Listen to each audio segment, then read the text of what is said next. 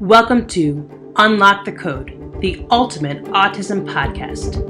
We help you unlock the mysteries of autism so your child can be successful in all areas of his life.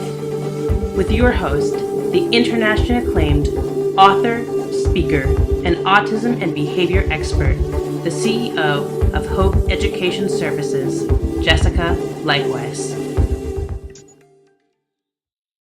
Well, hello, everyone. My name is Jessica Leichtweisz, and I'm the CEO of Hope Education Services. I want to welcome you to the podcast, Unlock the Code, where we help you unlock the mysteries of autism.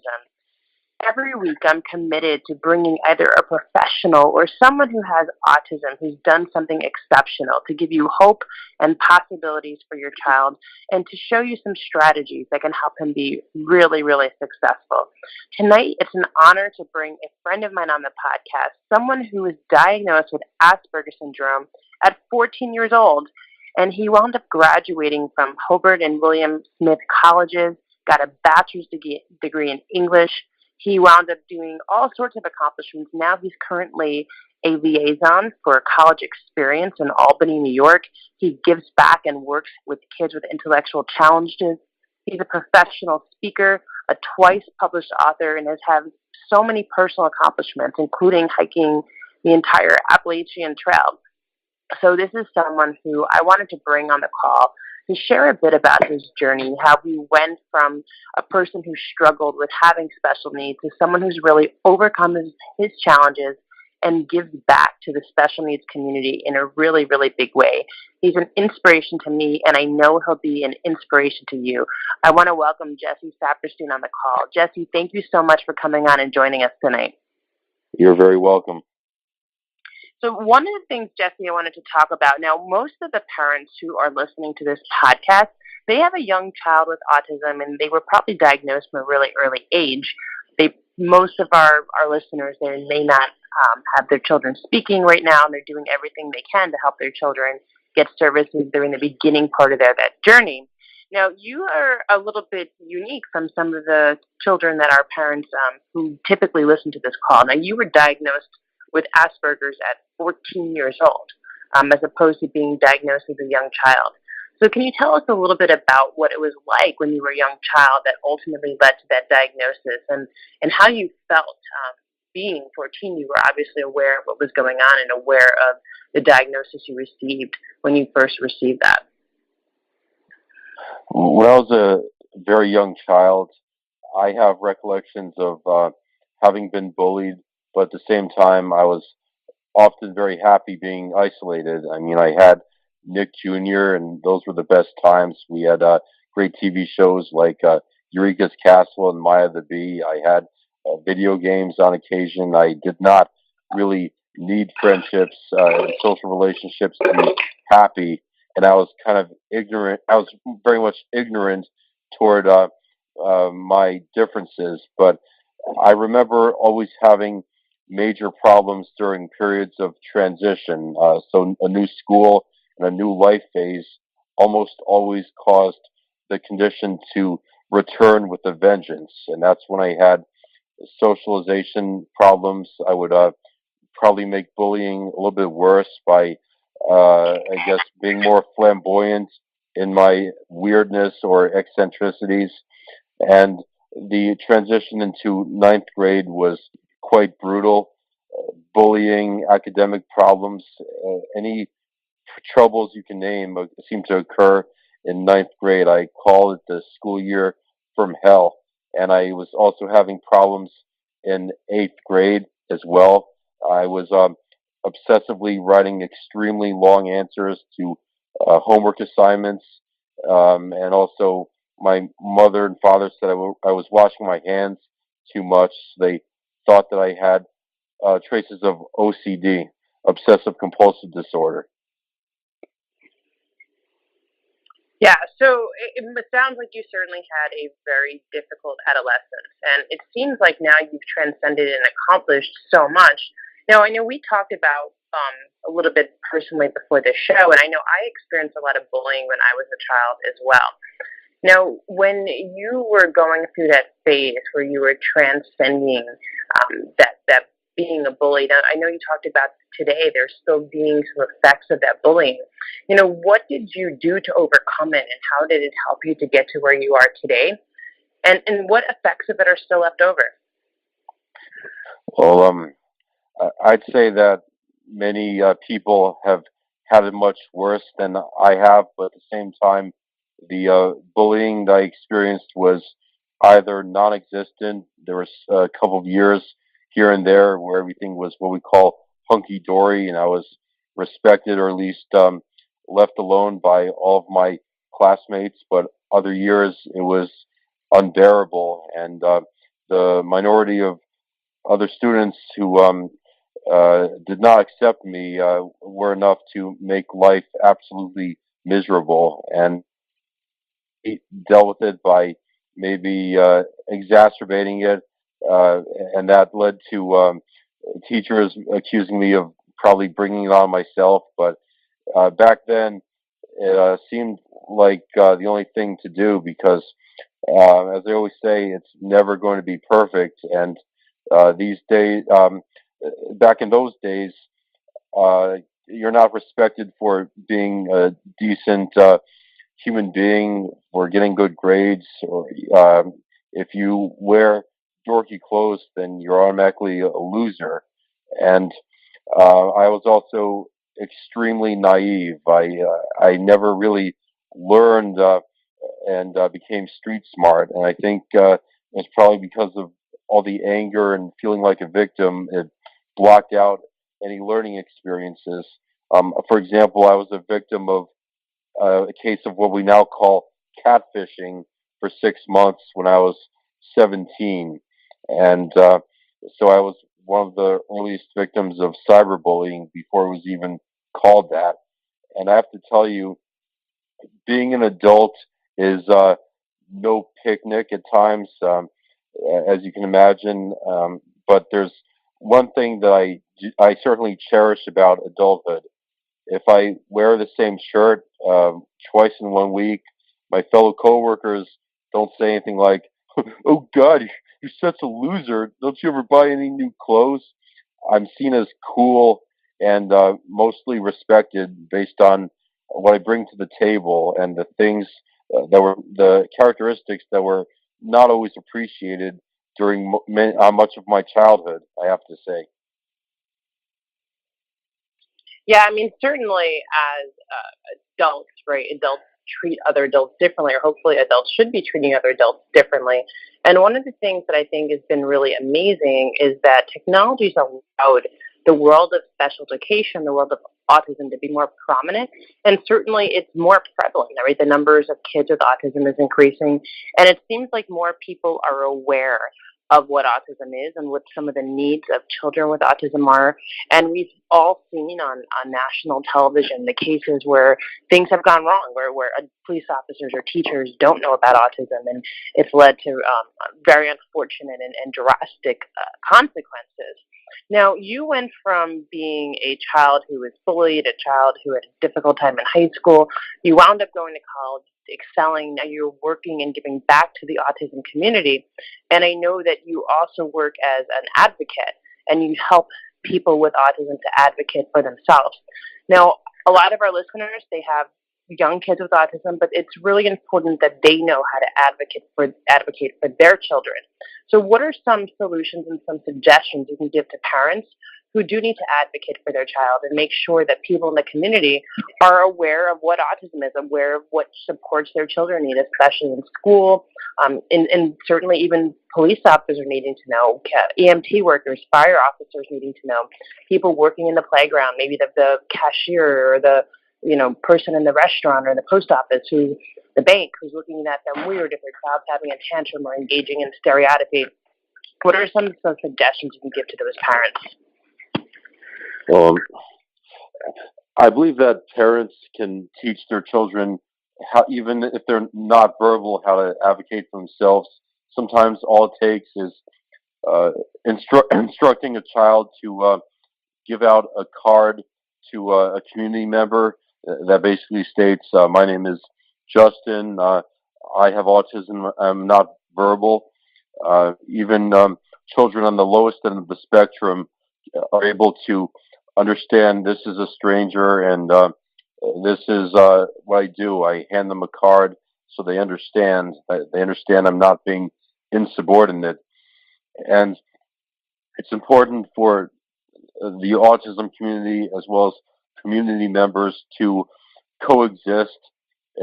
For example, um, advocacy does not mean that you take a child into a crowded movie theater or any movie theater when there's people and you take them inside knowing the child is going to make a lot of noise and disrupt the movie for everybody else. And but what you can do is advocate to the movie theater and say, my child has autism. I want them to have the joy of seeing a movie without the public being affected. Is it possible we can have a private screening for those with autism? And if the theater is semi-decent, they'll accommodate that request. And it also means listening to feedback from others when there's a problem, but in addition, letting people know that the child does have abilities. I know I've seen people on the lower end of the spectrum serving as dishwashers, doing jobs that are vital for the community. So even with profound disabilities, there are inherent abilities, and I I think as long as you push the child to raise the bar for themselves, and you don't allow them to rest on their laurels, then that child could be guaranteed a promising future, even though it may not be where the parent wants or fantasizes. I love how you're talking about businesses being more aware and creating opportunities for children with autism. And one of the things that I've seen recently is more and more businesses doing that. I mean, it was now almost 10 years that AMC has been providing sensory friendly movie screenings where they leave the lights on, they lower the music, and children with autism can come, they can bring their own snacks, they can get up and walk around, and all the parents there are sensitive to the fact that children may engage in behaviors or tantrums or stereotypy, and it's accepted. And I think that's wonderful. And I know even Target now has sensory, in some locations they have sensory hours where parents with autism can go and have it be a safe place. Chuck E. Cheese and Sesame Place. There's more and more times that Bounce You is a local business chain that with trampoline park where parents are able to go and bring their kids with autism. And people are more and more aware of the sensory needs of kids with autism. And I think that's fantastic. Now, you talk about parents raising the bar for their children and holding them to their highest potential. Now, one of the things that I've seen and found, and we talked about this, and I do want to bring this up and have you share a little bit about your personal experience, is that oftentimes what I find is that parents with autism, they think more is always better.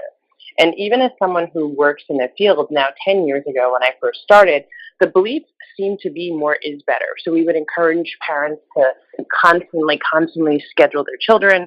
They'd go from OT to PT to speech to, to this, to equine therapy, to social skills training, and to sports practice, to the community classes. And they would be scheduled from the moment they got up until the moment they went to bed. And, it's interesting because, Jesse, we talked about this before just a few minutes ago while we were planning for this call. As I've spent more time in the field, and I thought it was maybe just me getting softer as I got older, my maternal instincts kicking in and starting to think, okay, you know what? I kind of feel bad for these kids. They don't have downtime. They don't have time to relax, to unwind, to do the things that are important and valuable to them, even if we don't see the importance or value in them. It's important to them, if whether or not it's just playing with their trains or watching their videos on YouTube, the way that they like to spend their time. In each child, it's different. For every person, it's different. You talked about you thinking that your mother constantly managing your schedule and managing your time and burdening you with constant bombardment of activities. You felt that was actually harmful. So what are some of the things that were helpful that your mother did in terms of getting you services and getting you therapies to help you be where you are? I know you talked about receiving speech therapy. And then where was that line where it became too much so the parents listening to this can really think and weigh out the value of the services and the different activities they're choosing for their kids. Well, I hope I did not throw my mother under the bus, because she did do a few things that were really beneficial. For example, in third grade, as I mentioned earlier, I believe that I was scheduled for soccer practice and games, Hebrew school, Sunday school. Just the Hebrew and Sunday school alone were enough hours to tack on nearly an entire school day in a week that was already full. And there was also what else did I do? I was also transitioning into a brand new elementary school, and that all those changes combined can be quite traumatic for anyone on the autism spectrum, or any child in general for that matter. My mother saw how distressed I was going to Hebrew school for 4 hours a week, so she allowed me to drop out before the full school year ended.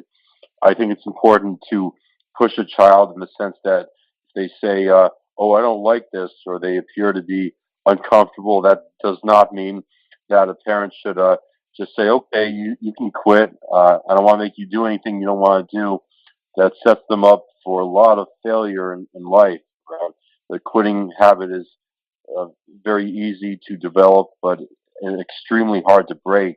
But if a child is very distressed every time, a few months later, a parent can gauge that maybe this is not the right place for their child. Not every child, with or without autism, has to be enrolled in the Cub Scouts or cooking class or whatever they're scheduled for at the moment. And it's always important to expect decent behavior, actually conduct. I don't like the term behavior. It's such a stigma-carrying word.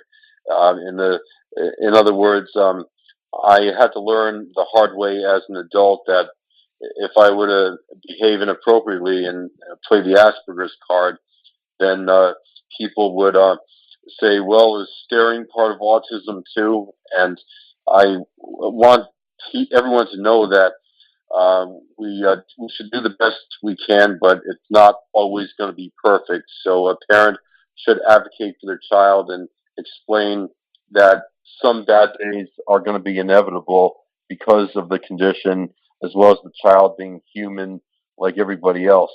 But the parent should not get into the habit of saying, "Oh, sorry, my boy or girl has autism. They cannot help themselves." Yeah, absolutely. Now, there's always that balance, right, between pushing a child to their edge, to their limits, so they can be the best they can be, but then making sure that you're not pushing them past the point where it becomes more harmful than helpful. And I didn't mean to throw your mother on the bus. No, Jessie, you've accomplished so much personally and professionally, so she has obviously done a lot of things really, really well. Why don't you tell us a little bit about your personal accomplishment? Now, you are a two-time published author. Now, I actually have 6 self-published books, but I went and self-published them. You actually were published by a publishing company, so congratulations on that. And why don't you tell us a little bit about your 2 books and what made you decide to write them and what they're about? So if parents are interested, they can purchase them, and also just so they can see that someone like their child who has a diagnosis of autism or a disability, that they have the ability to not only go on to live a really typical lives, but a really successful life. And obviously, not everyone, whoever says they want to write a book, is able to do it, and you were. The first book is called Atypical: Life with Asperger's in 20 1/3 chapters, and I want to let you know it has no relation to the Netflix TV show Atypical, and it's just a coincidence. But my memoir is about my life from very early childhood to about age 27, and it's not pretty at times. It's basically my life in the throes of Asperger's syndrome, and when I wrote it, I was still quite immature. It was the best I could do at the time. but that's just where he was. So it's a very honest memoir, and there's a lot of references to farting throughout the book. That's the one thing I wish I had not done. I got a little bit carried away with all the flatulence references, and I kind of took my editor's advice a little bit too seriously when she said, "Have some fun with your book." But the second, the second book, Getting a Life with Asperger's: Lessons Learned on the Bumpy Road to Adulthood, is more like the new Jesse. And there are setbacks, but it's about the new Jesse that is able to survive in a human service field with minimal troubles. And I have to tell you that even before the first memoir came out in 2010, a major turning point for me was 2006. In 2006, I lost my human service job as well as my substitute teaching assignments because people were perturbed by my mannerisms or occasional outbursts. And they're so sensitive, these fields, that even with the disability, you're under scrutiny. And when this happened, I was devastated. It was the end of the world for me, and it continued being the end of the world for a very long time. To it was so extreme that 6 years later, I came back to the to the agency that fired me, and I basically groveled and pleaded for my job back, and I came to them in anger as well, which did not help. I explained to them, "You ruined my life. There's a difference between consequences and having to suffer until the end of time because of something that happened years ago." And I returned to the agency every increment of 6 months because of the inability to let go. So being unable to let things go is what drives me to do a lot better. Well, it sounds like despite some of the challenges that you have, and it sounds like you're willing to admit that, because you do have Asperger syndrome, or autism. For some parents listening to this, they may not have heard of Asperger syndrome because the actual diagnosis of Asperger syndrome was removed from the statistical manual. So the name is no longer used as a diagnosis. They now call it high functioning autism. So just to clarify for anyone listening to this, but because you do have that diagnosis, you admit and you're open to the fact that you do have some challenges, but with persistence and determination and a little bit of extra support, and that you can work through it and you can go on to lead really an incredible life, and you've accomplished so much. So I just wanted to, number one, thank you so much for taking the time to being on your call, for being vulnerable, sharing not only your successes, but some of the things that you struggled with. And if you were to wrap up and just give all the parents listening to this one kind of last piece of advice to take with them, what would that be? I believe that it's important to understand that a child will make a lion's share of progress, but in some areas they will be stunted. For example, there are some adults with autism who grow up still liking Barney or Sesame Street, and that's perfectly okay. We should encourage our children to become productive and hopefully maintain employment, but there's nothing wrong with liking something that's age inappropriate or silly. I'll be perfectly honest. In the privacy of my own home, I do watch SpongeBob SquarePants while oftentimes doing something productive, such as writing emails. It's a tactic that I call pro-nonsense, meaning that I'm combining productivity with absolute nonsense. And it's also critical to compromise on the compromise, no matter how age inappropriate or ridiculous something may seem. There's always a way to be flexible and compromise with the individual. And trying to make somebody with autism let something go is a declaration of war. Yeah, well, and that's some great advice for parents, and that could be a whole nother show topic, because I know one of the number one questions parents ask is, when do they indulge and when do they kind of pick a battle, and when do they redirect stereotypes or stimming behaviors or restricted interests, and when do they kind of let it be, and when do they redirect it to something else. So that can definitely be another show. So hopefully we can maybe even schedule that and have a whole conversation about that. But Jesse, I want to thank you so much for coming on tonight. If someone wanted to find your books or find your YouTube channel, I know you have a bunch of videos that you do on YouTube of you speaking publicly and giving back, especially helping other adults with autism to advocate for themselves. How would they find you? I have a web page. It's www.jessesaperstein.com, and it's JESSESAPERSTEIN. And I want to emphasize there is no I or Y in my first name. It's just JESSE. Autocorrect always puts an I, and it drives me crazy. So I think I'm pretty easy to find. You can find me on Facebook.